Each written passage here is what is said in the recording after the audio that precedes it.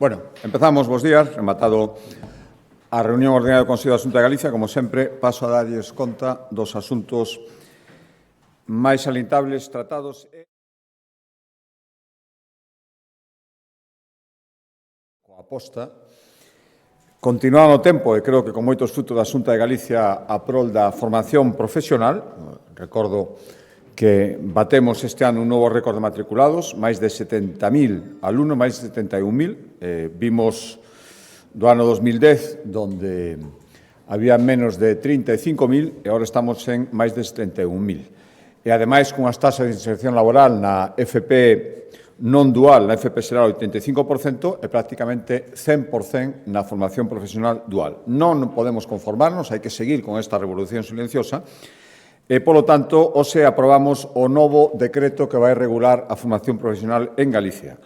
Apostamos neste decreto por un modelo formativo con máis flexibilidade aínda, máis conectado aínda co tecido productivo e tamén dándolle cada vez un maior peso á investigación dentro, a actividade investigadora tamén dentro da formación profesional. Hai varias novedades. A primeira, relacionada con isto que acabo de decir, é a creación dunha nova figura, o profesor asociado investigador na FP, unha figura semellante a que xa existe no ensino universitario, por lo tanto, serán expertos de recoñecido prestixio profesional que poderán contratarse para impartir clase en másteres de formación profesional ou en ciclos de alta especialización que existen na FP e que, ademais, dará apoio e asesoramento a accións de investigación e innovación que se leven a cabo nos centros de FP galegos. Máis novedades, decía, por exemplo, o recoñecemento de créditos entre a formación profesional e a universidade, nas dúas direccións, non en unha, como se daba toda agora. Por lo tanto, os alumnos que rematen un ciclo poden convalidar materias ou pasar a estudiar unha carreira e tamén, viceversa, dende a carreira se poderán convalidar estudos que se fixeron universitarios se se quere facer un grado de FP.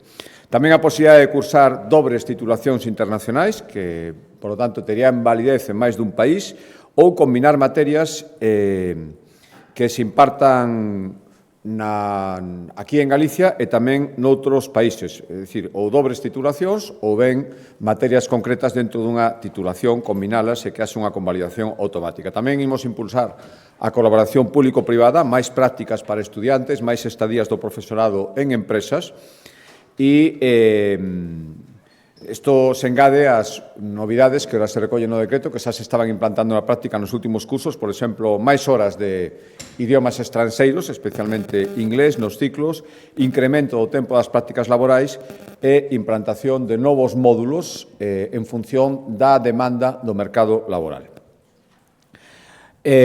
Cambio de acordo, a proposta da Axencia Galega de Turismo, dentro das actividades nas que xa estamos, a poucos meses de que se inicie o Xacobeo 2027, queremos que sexa, pois como foi sempre, un proxecto colectivo de país, unha formación ampla que este en todo o territorio e non só nos lugares nos que, porque pasa por aí, o Camiño de Santiago poida ter máis presencia. Queremos que estea nos 313 concellos galegos e, polo tanto, reeditamos un programa que tuvo moito éxito no anterior Xacobeo, chamábase, pois, precisamente, o Teu Xacobeo, e que o que pretendía é que se desenvolveran actividades en prácticamente todos os concellos de Galicia. E, por lo tanto, hoxe aprobamos destinar neste ano, a intención é seguir facendo no ano Xacobeo, en función da evolución, incluso no ano posterior ao Xacobeo, activar outra vez o programa Teu Xacobeo e este ano, no acordo de hoxe, destinamos 3 millóns de euros a liñas de axudas, ese é o programa, para impulsar que empresas, entidades e a cidadanía en xeral nutra a programación do Xacobeo 2027 con proxectos organizados, como decía, en todo o territorio galego.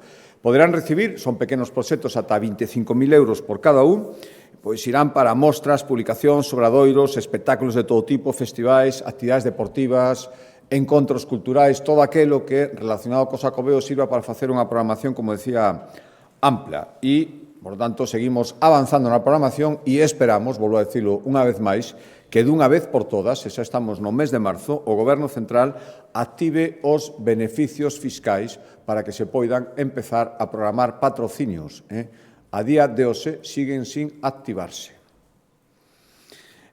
Cambio de acordo de Consellería, proposta da Consellería de Cultura e dentro do magnífico momento que o audiovisual galego está a vivir e do apoio da Xunta de Galicia, hoxe acordamos renovar o convenio coa Academia Galega do Audiovisual para celebrar unha vez máis unha nova edición dos premios Mestre Mateo. Son que premiará os mellores traballos audiovisuais se produciron durante o ano 2025, 70.000 euros este convenio para a gala que vai ter lugar o 21 de marzo na cidade de Lugo. Haberá varias novedades, por primeira vez haberá un premio do público que dende as súas casas poderá votar pola maior película, e outras novedades que supoño que irán sendo avanzadas durante estes días ata que teña lugar o 21 de marzo a gala.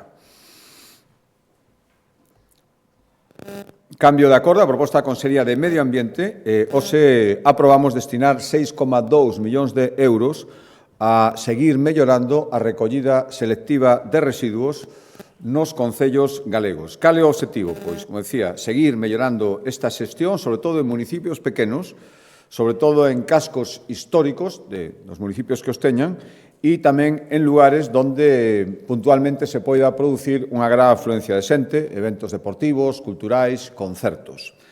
Que medidas vanse levar a cabo con estes 6,2 millóns de euros? Pois instalar novos contedores que teñan sistemas que impidan depositar residuos que non corresponden a ese contedor, que só se poidan introducir naquel que está disposto para ese tipo de residuo, instalar minipuntos de depósito de vidro en centros históricos ou sistemas que permitan guardar o lixo ata a súa recollida, evitando desbordamentos que se producen moitas veces porque se esgota a capacidade, ampliar o tipo de contedores en lugares con gran afluencia de público, tipo de contedores previstos para reciclarse, pois en praias, en festivais, portos, lugares moi transitados do Camiño de Santiago, poñer máis contedores de reciclaxe, ou ben dotando os profesionais da hostelería de sistemas de recollida adaptados ás súas necesidades según o tipo de público e o tipo de actividade que exerzan.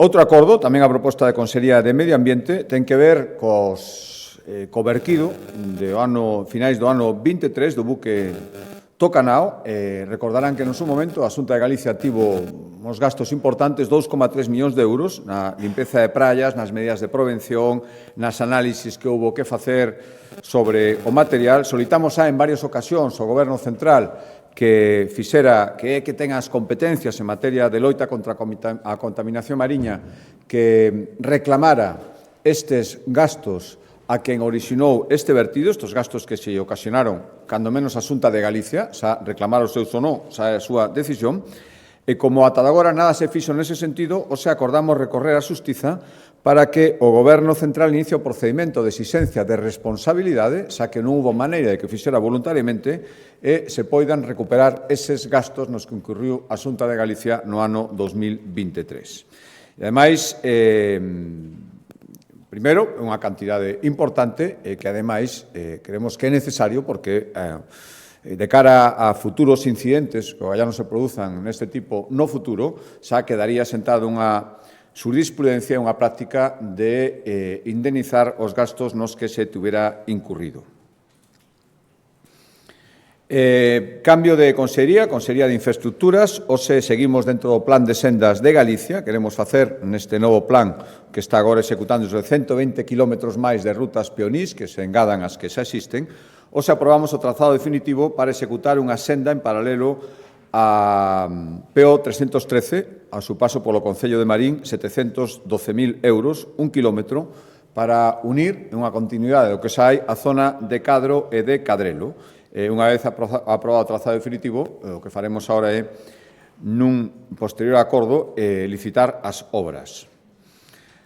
A proposta da Consellería de Emprego, hoxe, e dentro do plan e das consignacións, 8 millóns de euros este ano para seguir mellorando as instalacións do Servizo Público de Emprego, hoxe aprobamos licitar as obras para a nova oficina de emprego no Concello do Carballiño. 2 millóns de euros, existe unha xa, pero para mellorar as súas condicións notablemente o que facemos é trasladala ao edificio centro comarcal, o que xa está o polo de emprendemento, e instalar ali a oficina, son ao redor de 30 traballadores, 2 millóns de euros.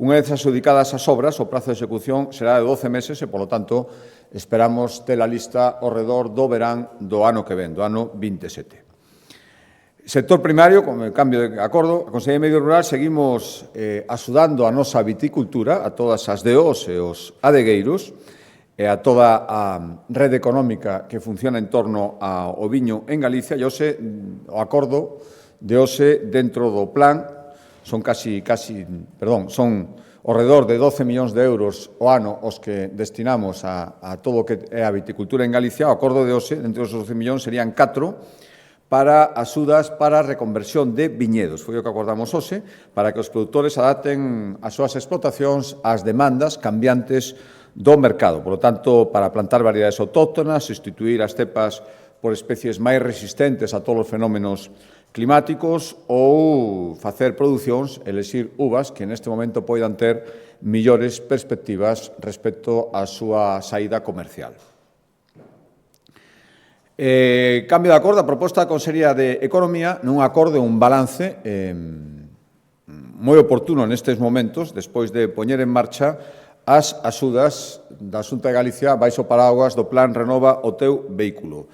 O que busca é unha mobilidade, unha renovación do parque automobilístico galego para promover unha mobilidade máis sostible, reducir as emisións de carbono. Tivo unha gran acollida, son axudas directas de ata 4.600 euros para sustituir coches ou furgonetas de máis de 10 anos por un modelo novo e máis eficiente, tanto vehículos híbridos como eléctricos. Pois ben,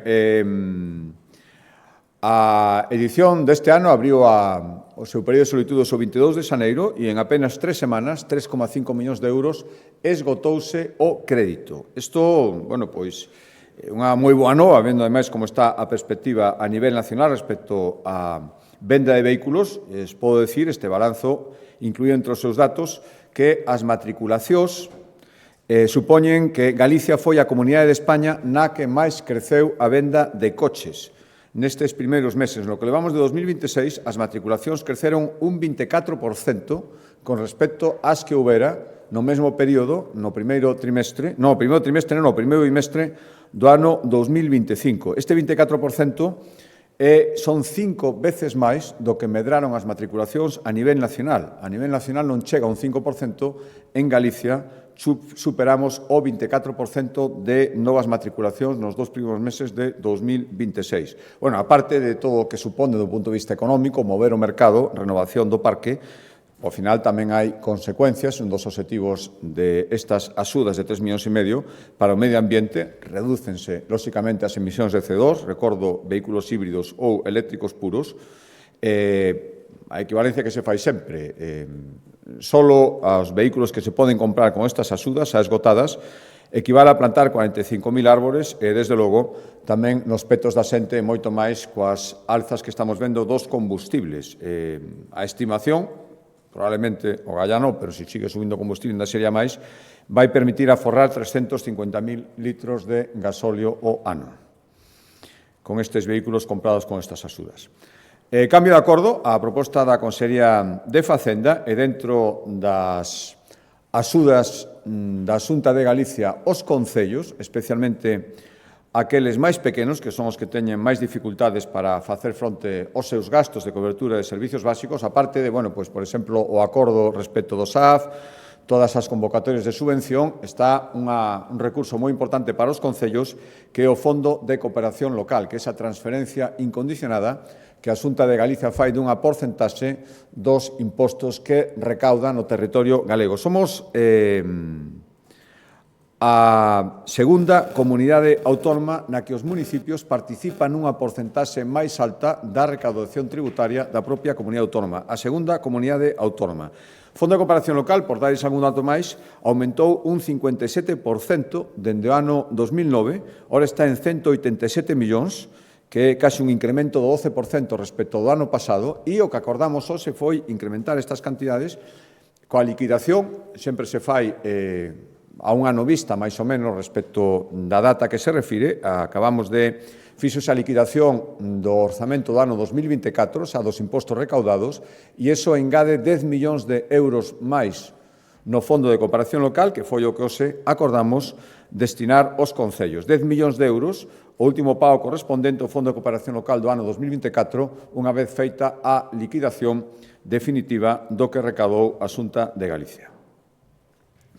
Dous acordos de vivenda, un afecta un concello en particular, o Concello de Cortegada, incorpórase os concellos que están calificados como áreas de rehabilitación integral, ARIS, que supoñen que teñan preferencia e axudas específicas da Xunta de Galicia para rehabilitación de inmobles. Especialmente importante, Concello Rural para fixar poboación, para facilitar vivenda, que se incorpore a esta rede o Concello de Cortegada, que a partir de ahora terá prioridade a hora de recibir achegas para rehabilitación de vivendas. Outro acordo en materia de vivenda, decía que eran dous, como sempre, dirixido a cumprir ese obxectivo, que xa coñecen, de executar en 4 anos 4.000 vivendas de promoción pública. Os acordamos licitar a redacción do proxecto e tamén a obra, no mesmo acordo, para axilizar, para construir 264 vivendas de promoción pública na cidade de Coruña, no barrio de Susán, que é onde maiormente está concentrando os seus esforzos de vivenda pública a Xunta de Galicia. Son 52 millóns de euros este acordo para 264 vivendas, nunha parcela que xa era propiedade da Xunta de Galicia, 4.000 metros cuadrados, e onde, ademais, imos utilizar as chamadas técnicas industrializadas que, sin disminuir a calidade, reduce moito o tempo de execución para poñer canto antes a disposición das persoas que precisan estas 264 vivendas de promoción pública.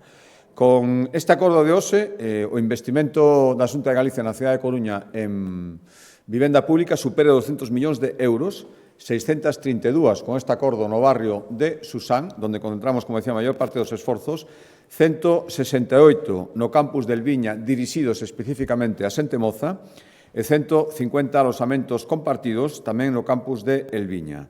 E tamén 100 máis en parcelas, neste caso xa cedidas polo Concello de Coruña, nos Rosais e nas rúas Rei Abdulá e Pedro Fernández. En total, xa digo, 1.000.000 de vivendas xa en diferentes fases de execución, 200 millóns de euros na cidade da Coruña, promovidas pola Xunta de Galicia de Vendas Públicas.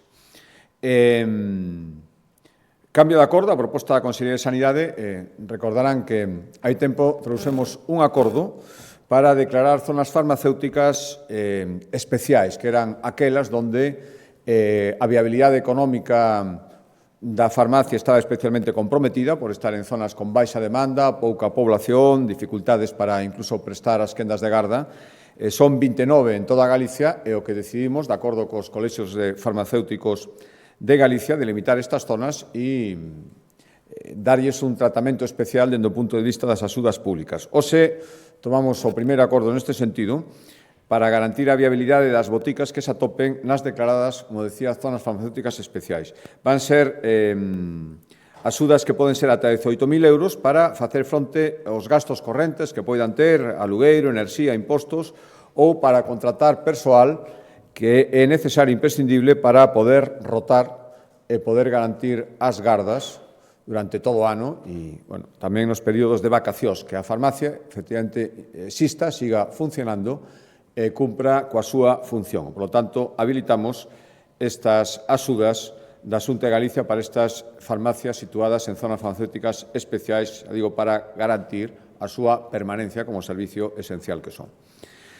Outro acordo dous acordos máis de sanidade, un é destinar, acordamos, 7,1 millóns de euros para apoiar a 5 entidades que prestan atención a 4.600 persoas que teñen trastornos adictivos. As 5 entidades son a Fundación Monte do Gozo, a Asociación Cidadá de Loita contra a Droga da Coruña, a Asociación Ferrolá de Drogodependencias, a Cruz Vermella de Lugo e a Asociación Alborada de Vigo. Estas 5 entidades traballan con persoas con trastornos adictivos, 4.600, e a Xunta de Galicia acorda axudarlles, apoiarlles con este acordo de 7,1 millóns de euros que se engade, recordarán que de 1 de xaneiro, e despois de pactalo coa Federación Galega de Municipios e Provincias, a Xunta de Galicia asumiu totalmente as 13 unidades de atención á drogodependencia que xa están integradas no Sergas, no Sistema Galego de Saúde, que, por lo tanto, xa non dependen, como a toda agora, dos 13 concellos os que estaban adscritos hasta 1 de xaneiro. A isto engadimos, aparte de outras cantidades que hai, este acordo de 12 de 7,1 millóns de euros. E outro acordo de sanidade non nun acordo e un balance, pero creo que moi ha caído en todo momento, pero moito máis agora, como saben, dende o sábado xa entrou en vigor a Lei de Protección da Saúde das Persoas Menores e de Prevención de Conductas Adictivas. Somos a primeira comunidade autónoma en prohibir as bebidas enerxéticas menores de idade, os vapeadores, pero isto se engade, esta medida, e probablemente sea a consecuencia de que levamos anos traballando especialmente con programas específicos nos centros educativos, nos lugares onde hai mocidade, para previr, cando se producen, intentar rebaixar as conductas adictivas. Por lo tanto, esta medida está empezando a dar froitos e o balance que coñecimos hoxe, o chamado Estudes, a enquisa Estudes, que son unha enquisa sobre o uso de drogas e sustancias adictivas en ensinanzas secundarias, é dicir, entre rapaces entre 14 e 18 anos. A enquisa se refire ao ano 2025 e amosa varios datos esperanzadores, que é dicir que hai que seguir traballando, pero as políticas neste sentido están empezando a dar resultado. O consumo intensivo ocasional de alcohol, sobre todo nos coñecidos botellones ou concentracións para consumir alcohol en momentos concretos entre os adolescentes galegos, descendeu sensiblemente do 12,3% ao 5,8%. Tamén hai un patrón de reducción constante no consumo de outras sustancias. Aínda así, as cifras siguen sendo preocupantes, pero o certo é que o consumo de cannabis baixou 6 puntos ata o 12,2% actual entre os rapaces de 14 a 18 anos. Sigue sendo unha cifra significativa e preocupante, pero baixou 6 puntos respecto á última enquisa. Os rapaces que afirman fumar a diario están en mínimos dende que hai datos. Non chega ao 6%, un 5,8%. Bebidas enerxéticas que acabamos de prohibir. O 31% dos enquisados recoñece tomalas con certa frecuencia. É certo que son 7 puntos por debaixo da media estatal, que está casi nun 40%, casi nun 39%. Aquí está nun 31%, pero efectivamente un de cada tres creo que acredita a necesidade da medida que acabamos de tomar por lei. Outro dato é que un 15,5% do alumnado galego presenta un uso problemático de Internet, no sentido de que influye negativamente nas súas conductas. Son 2 puntos menos que no ano 2023, última enquisa, pero sigue sendo un dato preocupante. E tamén baixa, aquí moi lixeramente, ten que baixar moito máis, a taxa de enquisados que afirma apostar diñeiro no último ano. Pasou do 4,7 ao 4,4. Por lo tanto, xa digo, son cifras que demostran que imos no bo camiño, baixan estas conductas adictivas, pero ainda siguen sendo cifras que temos que facer, seguir traballando e non baixar a preocupación. E o último acordo, explicar ahora a conselleira máis polo miúdo, ten que ver cunha situación, por desgracia, de enorme actualidade, que son os efectos na economía galega que está tendo conflito en Oriente Medio e as tensións comerciais que estamos vendo tamén con Estados Unidos. Contamos cun tecido exportador moi sólido, a pesar das circunstancias. Pechamos 2025 con moi boas cifras de exportación, 31.000 millóns de euros, récords de exportación en moitos sectores, e o 70% dos produtos que exportamos siguen tendo como destino a Unión Europea, no senso de seguridade que isto pode supoñer. Pero hai moitas incertezas, e as incertezas que estamos vendo agora mesmo, relacionadas coa guerra, dende logo non axudan en nada, a moitísimas cousas, e a parte do drama humán, o tema económico e as relacións comerciais tamén se ven moi afectados. E, por tanto, hoxe acordamos, sobre explicar a conselleira, reforzar o seguimento das 600 empresas galegas que actualmente exportan en maior ou menor medida a Oriente Medio e tamén convocar a chamada Mesa de Apoio Logístico. Oriente Medio é un mercado cada vez máis relevante para Galicia.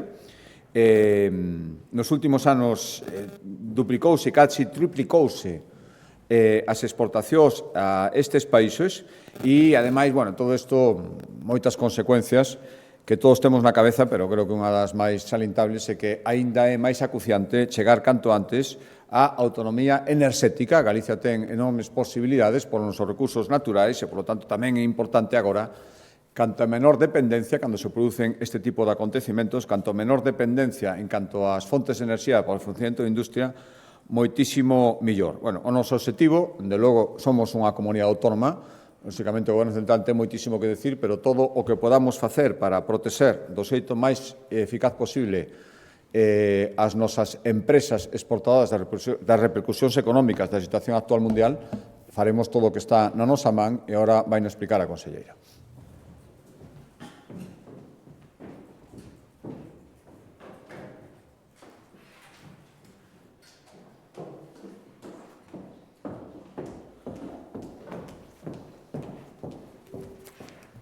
Ben, pois, bo día e grazas, presidente. Ben, o Consello da Xunta avaliamos hoxe un informe sobre a evolución do contexto internacional e o posible impacto que ese escenario pode ter sobre a actividade exterior das nosas empresas. Bueno, o escenario internacional é ben coñecido que complexo. Hai dous elementos agora mesmo cruciais. Por unha banda, a posible escalada dese conflicto en Oriente Medio e, por outra, pois as incertezas nas relacións comerciais cos Estados Unidos. Son dúas cuestións efectivamente distintas, pero ambas poden impactar de xeito maior ou menor tanto no prezo da enerxía, o mencionaba o presidente, como no transporte marítimo, en xeral na estabilidade que teñan as cadeas de suministracións globais. Por esta razón, pois, Galicia sabe que xa o estamos facendo con Estados Unidos e o que pretendemos é ter unha permanente vixilancia e acompañamento das empresas que poden estar máis afectadas por calquera destas dúas circunstancias. Oriente Medio é un mercado, o sinalaba tamén xa o presidente, cada vez máis relevante para moitas empresas na nosa comunidade. O comercio con Oriente Medio triplicouse nesta rexión dende o ano 2000. Na actualidade temos esas 600 empresas que actualmente están comerciando con Oriente Medio, se ben é certo que son 200 as que podemos considerar que nos últimos 4 anos xa teñen unha relación comercial regular con esta rexión en canto a exportacións. O volume de negocio supera actualmente entre exportacións e importacións entre Galicia e Oriente Medio 600 millóns de euros. Para coñecemento, os principais países os que exportamos son con cantidades semellantes que rondan os 80 millóns de euros en exportacións, os Emiratos Árabes e Arabia Saudita. Se ben é certo que hai pois tamén outros países relevantes, entre os cales creo que merece a pena mencionar Israel, que estamos agora mesmo cun volume de exportacións de 115 millóns de euros, é un país, ademais, estratégico pola súa posición no actual conflicto. Ben, en canto aos sectores que teñen máis presenza no mercado de Oriente Medio son o sector textil e tamén a automoción e o sector agroalimentario. Estes tres sectores concentran actualmente o 90% dos tráficos exportadores de empresas galegas a Oriente Medio e, polo tanto, pois son os tres sectores onde máis temos que concentrar a atención e o seguimento. Pero, en segundo lugar, ao marxe destas cifras exportadoras como tales, é certo que o principal impacto económico, e dicíamos tamén cando falábamos das relacións comerciais con Estados Unidos, moitas veces non é tanto o impacto directo, senón o impacto indirecto que se poida producir. O impacto maior pois pode ser o enerxético. Se o prezo do petróleo aumenta, pois serase un efecto en cadea que afectará a numerosos sectores da economía, dende a subida do custo do combustible, o encarecemento do transporte marítimo e o aumento do custo de materias primas e tamén de seguros logísticos. E, ademais, en segundo lugar, os efectos que pode haber se os roteiros marítimos pois provocan desvíos de barcos para evitar zonas de risco, que basicamente implicaría pois máis millas de navegación e tamén máis consumo de combustible co correspondente incremento dos custos logísticos. Polo tanto, estes efectos indirectos no comercio global poden acabar trasladándose ao prezo final dos produtos exportados e tamén a competitividade das empresas galegas. A esta situación, dicía ao principio de Oriente Medio, pois temos que sumar e seguir vigilando a incerteza que temos co mercado estadounidense, mercado importante, é certo, para as empresas galegas, pero non ni moito menos o principal, e ademais hai que ter en conta que se reduxo no último ano, estábamos nun porcentaxe de un 2,6% de exportacións no ano 24 e pasamos no ano 25 a un 1,8%, é dicir, a exportación a Estados Unidos redúxose nun ano un 32%. Isto é importante recalcar, mantendo esa cifra que sinalaba o presidente de boa cifra comercial e de exportacións por parte de Galicia, é dicir, que é unha mostra de como as empresas galegas foron quen de diversificar os mercados e de adaptarse á situación comercial con Estados Unidos. Neste sentido, recalcar que seguimos por encima deses 31.000 millóns de euros de exportacións, importantísimo que consolidamos a quinta posición no mercado exportador nacional, é dicir, xa superamos por segundo ano o País Vasco, co cal poderíamos considerar consolidada esa posición e actualmente temos unha exportación, un volumen de exportacións dun 8% sobre o total nacional, o cal está por riba do noso peso poboacional e, polo tanto, as cifras podemos considerar dentro deste contexto que son francamente boas. Ben, que imos facer tendo en conta esta situación e recordando sempre que Europa é un bloque comercial e como tal temos que actuar dentro do contexto e das medidas que se adoten a nivel europeo, pero evidentemente levamos xa dende o momento onde estopou a crise de Oriente Medio traballando e manténdose comunicación permanente por parte do IGAPE cos clústeres industriais e asociacións empresariais para ir analizando a evolución nos mercados internacionais.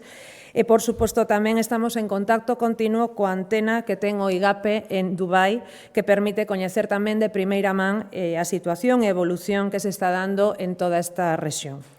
Neste contexto, e co obxectivo precisamente de reforzar a capacidade de coordinación e de resposta ante posibles alteracións nas cadeas de suministro, decidimos adiantar esa posta en funcionamento da Mesa de Apoio Logístico ás Empresas. Esta mesa está prevista dentro do borrador do Plan Director da Logística, que saben que é un dos plans directores industriais que estamos agora mesmo tramitando, pero creemos que as circunstancias do mercado actual exixen que anticipemos, aínda que formalmente non este aprobada. Esta mesa que permite basicamente compartir a información co tecido empresarial, analizar tamén posibles cambios nas rutas comerciais e avaliar concretas medidas de apoio que precisen as empresas se fose necesario.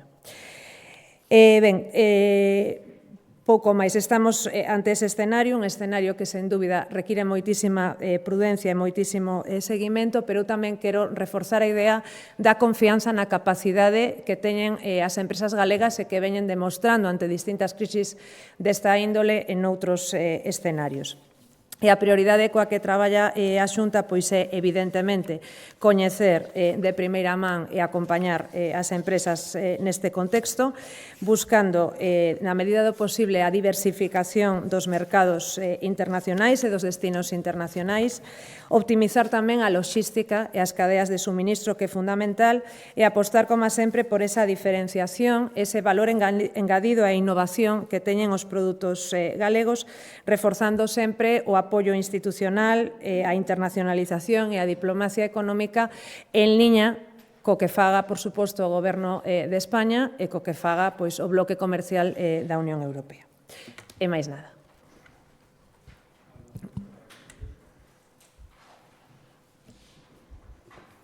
Listo.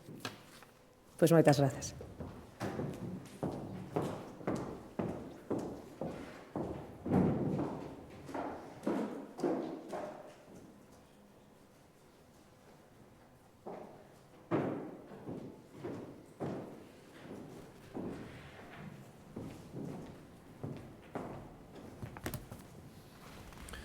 Bo día, presidente. A este respecto, quería saber un pouco correlacionado coa guerra, coa situación de conflictos, se mantiveron xa algún contacto con sectores que se poidan ver afectados por parte da Xunta, e tamén no pleno de mañá, tanto o Grupo Socialista como o BNG adiantaron que van a levar unha proposta de declaración institucional de non á guerra. Quería saber se teñen coñecemento e se están abertos a apoiala, a que haxa unha unanimidade. Grazas. Sí, bueno, un pouco o que acaba de expoñer a conselleira vai nese sentido de manter contactos e contactos estreitos. A verdade é que todo isto non acaba de facer máis que empezar, o gallá remate canto antes, pero imos ver as repercusións, as perspectivas e como pode afectar. Un pouco a resposta á pregunta sería o que acaba de expoñer a conselleira e a constatación de que efectivamente temos que ter un contacto estreito, bueno, como Dixen, cando explicaba este acordo, antes de darlle o paso á conselleira, somos unha comunidade autónoma, por lo tanto, faremos o que este na nosa man, pero isto a ninguén se lle escapa, que depende en gran medida do que podamos facer como país. Por lo tanto, nos intentaremos darlle todo o apoio ás nosas empresas, porque é unha situación tan complicada a nivel internacional, o apoio tamén do Goberno Central, de España como país, vai ser fundamental. Respecto á segunda pregunta, bueno, saberemos de aquí a mañán. De logo, se o que se pretende é que digamos si exactamente o que está propoñendo o presidente do Goberno, e máis, é legitimar unha actuación que non sabe moi ben cal é, porque, por un lado, di que non a guerra decimos todos, pero, claro, decir non a guerra a costa de incumplir os compromisos e decir non a guerra, pero despois mandar unha fragata, decir que en realidad que se está mandando non ten nada que ver coa guerra, se ao final o que se busca, como metemos, e a presenta o Partido Socialista, é, como sempre, legitimar calquer cousa que lle veña da Moncloa, se é así, non hai ninguna capacidade de negociación, pois o mellor é difícil, non o sei, de aquí a mañán, iso ao final será unha decisión do grupo parlamentario, é dicir que non coñezo esa declaración en profundidade, pero coñezo a actitude normal do Partido Socialista e moito me temo que simplemente cumplen órdenes de legitimar calquera cousa que se lle ocurra a Pedro Sánchez. Boa tarde, presidente. Dúas cuestións. A primeira, encaramos a segunda semana de folga na atención primaria, que xa paralizou miles de consultas a semana pasada, dende o sindicato Omega acusan a Xunta de non ter vontade para negociar pola ausencia do conselleiro na reunión do xoves e máis polo que consideran unha actitude prepotente do Sergas, xa que ao chegar adventíronlles que a reunión concluiría a unha hora concreta. Hoxe mesmo o sindicato sinala que os médicos de hospitais deixarán de facer actividades voluntarias como protesta. Primeiro de todo, saber por que non se convocaron máis reunións estes días para intentar desbloquear o conflicto e evitar que esta semana miles de galegos non poidan ser atendidos pola folga de médicos e por que non acuden o conselleiro ou vostede a esos encontros como piden os sindicatos convocantes da folga, o sindicato convocante, perdón. Por outra banda, nos últimos meses estamos a ver como moitas auxiliares de Stellantis Vigo, como Forbia ou GKS, están acometendo recortes nas súas plantillas, pese a que durante anos recibiron axudas millonarias tanto da Xunta como do Goberno Central. Visto que Stellantis siguen desplazando a produción fora de Galicia, como denuncian os traballadores de Forbia, plantease a Xunta algún cambio na súa política de axudas a Stellantis ou as súas auxiliares? Grazas. Sí, mire, a primeira, eu recordo, primeiro, este non é o único sindicato médico, a Xunta de Galicia está negociando, volvo a recordar, ese plan de mellora da primaria, ten que estar antes dobrado, non que estamos falando con outros sindicatos médicos. O sindicato convocante pretende marcar os interlocutores por parte da Xunta de Galicia.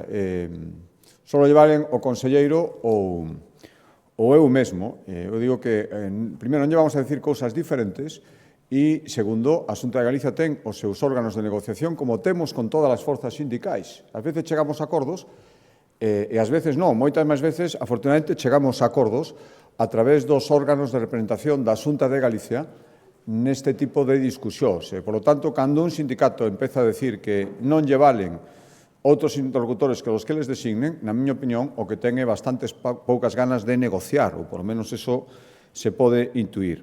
Respecto á segunda pregunta, efectivamente, a Xunta de Galicia ten feito, somos de longo a comunidade autónoma, daquelas nas que existe un sector de automoción potente, tanto a fábrica de Stellantis como, sobre todo o sector auxiliar, somos de longo a que ten posto en riba da mesa durante estes anos máis apoios económicos, sempre condicionados o que todo o mundo pode entender que se manteñan eses miles e miles, os 30.000 postos de traballo que este sector supón en Galicia. Por lo tanto, ese é o obxectivo. Estou seguro que estas axudas serviron en moitos momentos para que eso se mantivera. E o condicionante vai seguir sendo ese. Lóxicamente, si deixan de cumprir a súa función ou algunha empresa pretendera acceder a elas, pero non manter o seu compromiso de actividade de postos de traballo, lóxicamente non tenía dereito a esas axudas. Boa tarde, presidente. Dúas cuestións. A primeira é relativa ao veto do Partido Popular á proposta de Fernando de Abel como adxunto á Valedora do Pobo, un veto que denuncian que rompe unha práctica de consenso que se levou a cabo durante 30 anos. Entón, se vostede considera xustificado, como xustificaría este veto? E a segunda, respecto ao que preguntaba anteriormente o compañeiro máis directa, se vostede considera xustificada a guerra contra Irán. Grazas.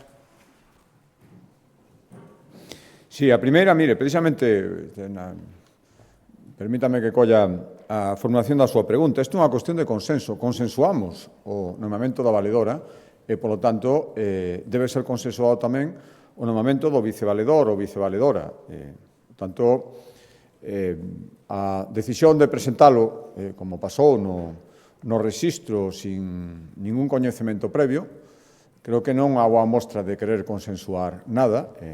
Por tanto, isto debe ser así. Para consensuar nomes nunha institución que debe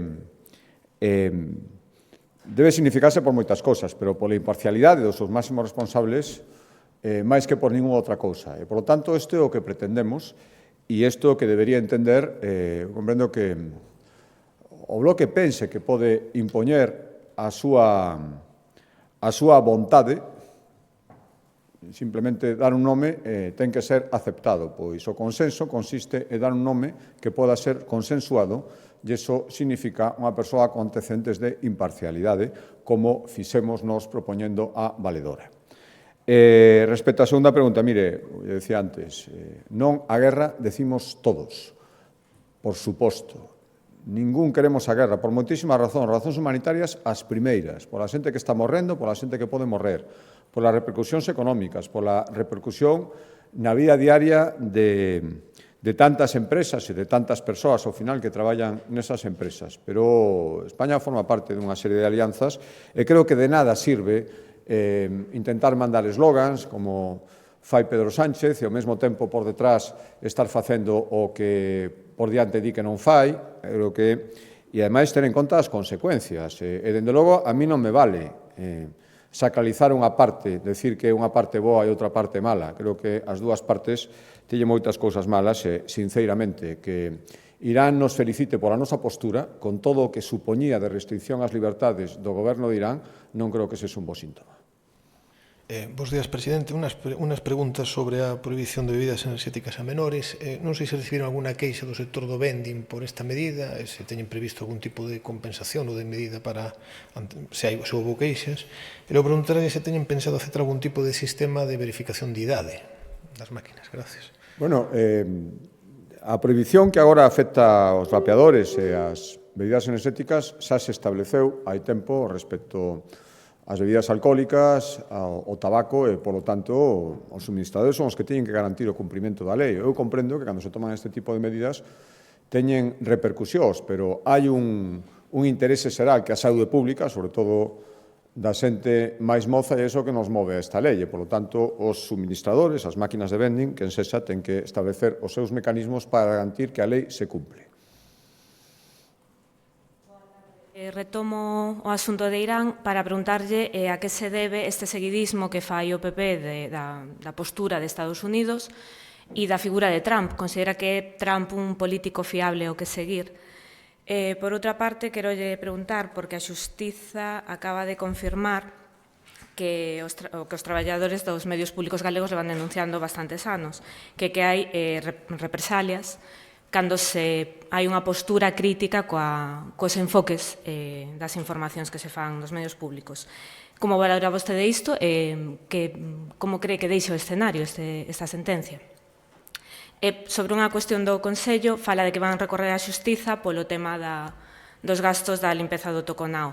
Quero lle preguntar se a Xunta xa remitiu ou chegou a remitir a documentación cos gastos que reclamaba o Goberno Central, creo recordar que hai 2 anos, decía que non se remitira. Gracias.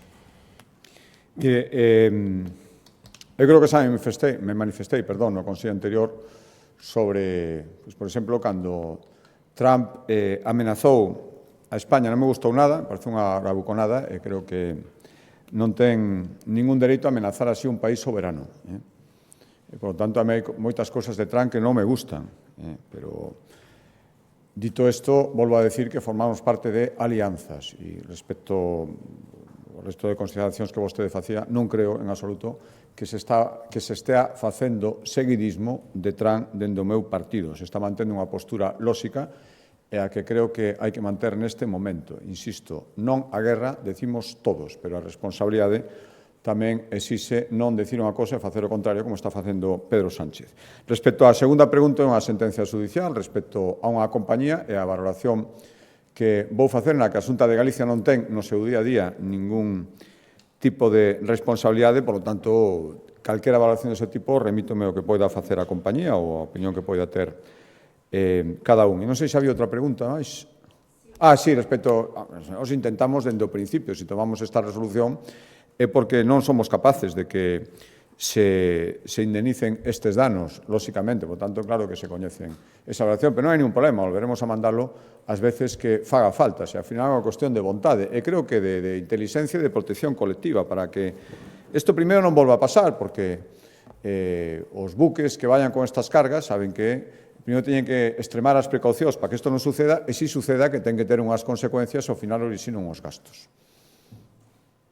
Presidente, quería preguntarlle por unha denuncia que fai hoxe a Confederación de Empresarios de Galicia de que moitos tramos do AVE Vigo-Porto aínda non están nin sequera licitados, moito menos en obra, están a maioría en fase de estudios e de deseño. Eles tamén ven un maior impulso desta conexión por parte do goberno portugués con respecto ao goberno español. Non sei se comparte vostede esta preocupación. Gracias. Sí, absolutamente. A mí faime gracia as alegrías que se levan por parte do goberno español e certos políticos aquí tamén en Galicia cada vez que Portugal dá unha data un pouco adiada da data inicial. O mesmo primer ministro portugués falaba no cumio, tivo lugar en Ayamonte, me parece que foi a semana pasada, falaba do ano 32-33, movendo, pois, nin siquiera un ano. Eu volvo a remitirme ao estudio que presentamos aquí absolutamente objetivo, que non estaría ata o ano 38, por lo tanto, non querer falar desa circunstancia objetiva de non estar hasta o ano 38 e fixarse solo en que ora Portugal fala o 32-33, cando ten que facer, ademais, moita máis infraestructura, moito máis quilómetros de vía, creo que unha postura de avestruz total. Eu o que diría ao meu goberno é que se poña a traballar e o gallá que cando a vía chegue ao noso lado da fronteira, pois aí que podan decir que ainda non chegan os portugueses, pero para eso se teñen que poñer a traballar. Pasa que dubido moitísimo, por desgracia, que esa circunstancia se vaya a dar, máis ben vai ser o contrario. Outra cosa é que Portugal, vendo a actitude do goberno español, decida non facer o esforzo pola súa parte. Agardo que non sexa así. Sí, bons días. Acaba de comentar que o seu partido non facía seguidismo de Trump. Non sei se todo o seu partido, pero quería preguntar precisamente pola presidenta da Comunidade de Madrid, que non só non apoia claramente as posturas de Trump e de Israel, senón que vai viaxar, anunciou que vai viaxar directamente a Estados Unidos por dúas cuestións, unha cuestión económica, pero outra é cuestión política, dita por ela mesma no Parlamento de Madrid. Non sei se isto cree vostede que non é facer seguidismo de Trump dentro de algúns representantes do seu partido. Logo quería preguntar unha segunda cuestión relacionada co que dixo o compañero da folga da atención primaria. Non sei moi ben, comentou que había uns órganos os que o sindicato convocante ten que digamos, adherirse. Non sei se non hai a posibilidade de que haxa unha reunión co conselleiro ou con vostede para intentar desbloquear esta situación, xa que este sindicato ameazou directamente con máis medidas e a última é que non van a facer as chamadas peonadas. É dicir, iso supón que se van a ampliar probablemente as listas de espera. Entón, non sei se hai alguna maneira de distensión para evitar que esta folga vaya a máis. E despois quería preguntar unha terceira cuestión relacionada co sector do marisqueo, porque efectivamente estamos vendo que os últimos temporais volveron a crear problemas dentro do sector. Distintas cofradías alertan de que hubo bastante morte de ameixas e de marisco. Quería preguntar se ten previsto a Xunta activar algún tipo de axudas específicas ou algún plan para axudar ao sector. Gracias. Imos ver, a primeira pregunta, mire, lógicamente, cando me preguntan pola postura do meu partido, eu falo polos órganos que nos representan a todos, e volvo a decirlo, non creo que ese seguidismo se estea producindo en absoluto, está actuando con responsabilidade e sin incurrir en demagoxias, como creo, sinceramente, que está facendo o presidente do goberno. Xa o que fagan persoas concretas terán que responder cada persoa concreta. Terá que tería moito sentido ensuiciar o que fai persoas determinadas que non nos representan a todos, representan o seu ámbito ou dende logo non o que podamos pensar no Partido Popular de Galicia. Respecto á segunda pregunta, mire, que eu creo que sería, hai que actuar con seriedade, moito máis cando hai unha folga, moito máis cando hai unha folga que afecta ao sector primario. O seguimento de hoxe estivo en torno ao 3%. E este sindicato o que pretende marcar os interlocutores, é dicir, que se non son os interlocutores que eles queren, que non son ni moito menos os habituais, nin os que se fan en todas as negociacións, que entón xa non pensan chegar a un acordo, que pensan estendela a un ámbito que non tiña nada que ver coa convocatoria da folga na que están agora. Por lo tanto, isto creo que demostra ben as claras de que vai todo este asunto e todavía reforza máis a necesidade de que a Xunta sexa especialmente seria nos seus plantexamentos e na súa maneira de actuar. Respecto á terceira pregunta, sí, saben que a conselleira do Mar estivo durante estas últimas semanas sobre o terreo, ademais, avaliando os danos. Tivemos algunha alegría en algunha zona concreta, os mesmos maiscadoras decían que a situación non era tan mala como se pensaba, en outras zonas, efectivamente, o dano é importante. Por lo tanto, feita esta avaliación, acabamos de salir agora mesmo o Gallá, que xa non teñan que volver máis temporais no que queda de inverno e primavera, unha vez determinados os danos, estamos nesa fase final, lóxicamente, se son necesarias axudas, entendo que algún tipo de axuda será necesaria, a Xunta de Galicia, como sempre, estará á altura. Moi ben, moitas gracias.